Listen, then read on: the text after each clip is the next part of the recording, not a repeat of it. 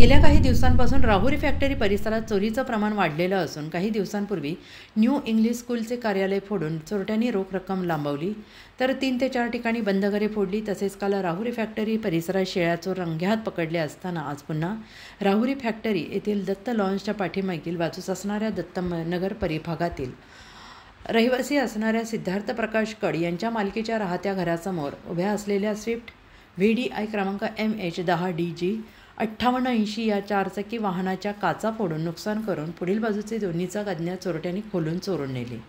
Rahuri factory परिसरात गेल्या काही दिवसांपासून चोरीच्या घटना नित्याच्या झालेल्या असून पोलिसांनी रात्रीची गस्त वाढवावी अशी मागणी परिसरातील नागरिकांमधून होते आहे. घटनास्थळी पोलीस कॉन्स्टेबल बाबासाहेब शेळके यांनी भेट देऊन पाहणी केली आणि पुढील तपास पोलीस निरीक्षक संजय ठेंगे यांच्या मार्गदर्शनाखाली राहुरी पोलीस करत आहेत. उत्तर महाराष्ट्र न्यूज नेटवर्कसाठी प्रतिनिधी आशिष संसारे, देवळाली प्रवरा. उत्तर महाराष्ट्र न्यूज नेटवर्कसाठी प्रतिनिधी आशिष संसारे, देवळाली प्रवरा.